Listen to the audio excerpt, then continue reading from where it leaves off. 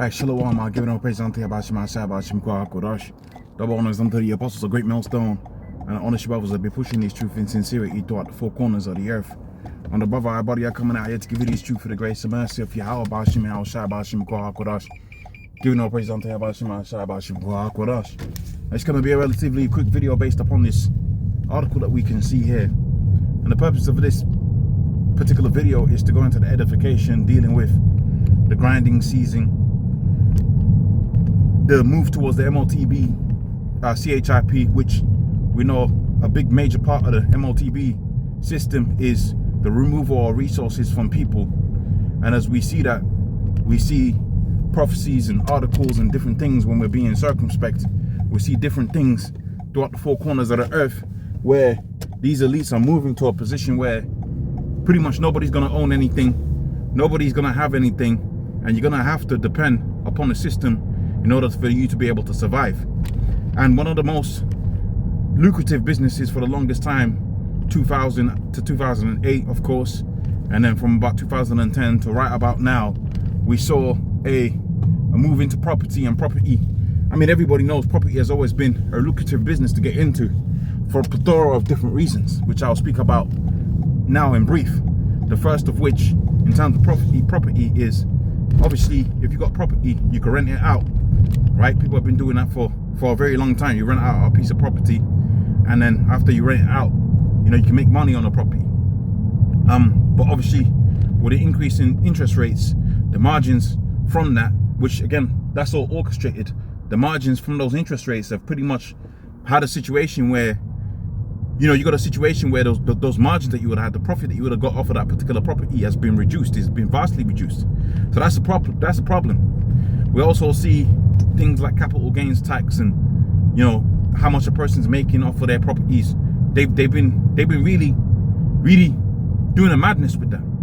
Another way people could make out money out of property is really capital gains tax. That's the one I was looking for. You know, you buy a property, you build it up, and you flip it, which Esau, he made a whole bunch of money off of that. And that's where you get the property development companies coming into it, where they'll go into a particular area, gentrify the area, and make a killing within that particular area. I've seen this with my own eyes in places like Hackney within the UK, places like Walthamstow within the UK, places like where else have I seen this happen? You know, rough areas that was gentrified by property developers, and, you know, an initiative basically to raise prices up and get these Negroes out of that particular area. And we've seen that in many other affluent areas within the UK where, you know, property developers are going in there, flip houses. But now you see there's a move to take away how much assets those property developers, Salakia, have been able to gain from that game. It was a game, right? It was a game. They was able to game the system, and now you can't really game the system anymore. So without much further ado, let's get into the video. Let's get into the situation that's going to be very difficult upon the people out here. We're getting into winter, and whenever these winters come, the situations gets more dire each year, right? Get to about summer, and, you know, they make it look like it's getting a little bit better, and then it gets worse than it ever was the winter before. Last year and the last couple of years over the winters, you know, electric prices and gas prices have been going up, and it's expected to go up again. Now, at the minute, it's marginal, but all it takes is a little bit of a crisis, whether it be a Gulf Suez situation, whatever situation it may be, a so-called energy shortage, which there's no real such thing as an energy shortage within the earth. There's so much resources upon this earth that, you know, billions of lives could really be in a situation where you're thriving. And that's what we see when Yahushua returns. That's what everybody's going to be able to indulge in. You're going to be able to indulge in life. You can't indulge in life right now. You're in a situation right now where you're suffering, and you're suffering off of the back of the Red Hebrew Edomite Esau, putting you in a predicament where you can't enjoy the very earth that the Most High made for you to enjoy. Here it is, there's all kind of resources that you could use as fuel. There's technologies out there where you could use water to fuel an engine. You wouldn't even know about it, right? There's technologies out there. Let me get into my engineering bag real quick. But you think about hydrogen and accessing hydrogen. Now, I don't know if it's going to be energy positive, but I know chemically, you could have a chemical equation where you split the oxygen atom from the hydrogen atom, and now you could fire up a resource like an engine, right, off of the back of just having water, off of that simple chemical reaction. right? That is to say, there's many ways in which you could power a house. There's many ways in which you can access energy.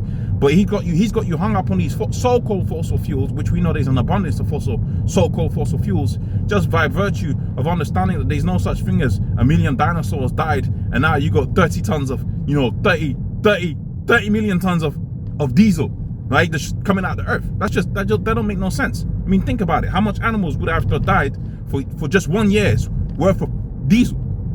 Just 1 year's worth of diesel. Like, where is this cavity within the earth that's just got a hole in it where we took so much oil and resources out of it? That was the dead dinosaurs. That's crazy.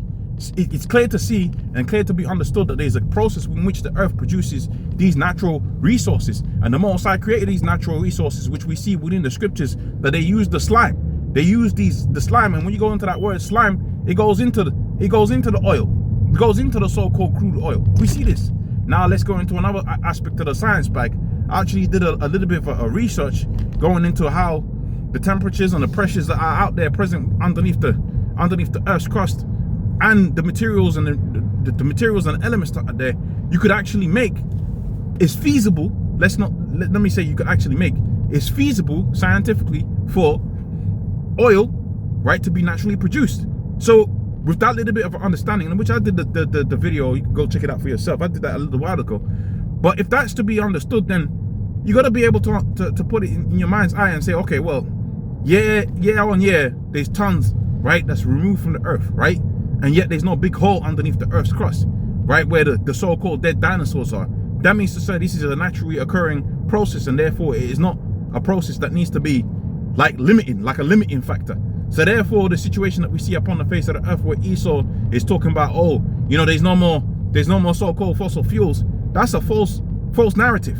And it's a false narrative to put you in the mindset of scarcity, which Esau uses the flesh and the aspect of scarcity to make you do crazy things, which he's finna to do right now with this thing that we're looking at right here, right? And I don't know I went into all of that, but it was all to say this, okay? They use the energy bills, right? They use the energy thing to raise up the prices of what's the prices of what? The prices of the heating, and then when the heating went up, they basically put the baseline rate of the central bank, and off of the back of that, people will just ass out, okay? They didn't have no money, right? Obviously, if your mortgage goes up by 300 quid, where you gonna get the 300 pound from? Most people ain't got £100 after they paid all their bills at the end of the month, man, and they had their food. Most people ain't got £100. What you gonna find £300 for your mortgage for, right? And that's all for the back of the energy prices going up. So you think about a situation upon the face of the earth where now they're talking about taxing the landlords as well. Man, that's going to be a terrible situation. These people out here, they're going to be through, because what's the landlords going to do? They're going to sell up. People are going to be homeless, and in being homeless, they're going to be out there on the streets, all right? Or they're going to be shacking up with somebody else. It's going to be a terrible situation. And you see this tightness. It gets tighter every year. It gets tighter every year. It gets tighter. Because they've orchestrated a situation upon the face of the earth where they're bringing about a system out here upon the face of the earth that's going to be terrible, man. It's going to be a terrible situation. And we look forward to it. We look forward to the time of Jacob's trouble. This is the time of Jacob's trouble type of a situation that you see in here. Landlords getting taxed, right? Treasury considering taxing landlords' rent. Okay, proposal for the autumn budget would mean, right, they're expanding on the national insurance to include rental income. So that's even more money that they want to be taking out of the people's pocket, right?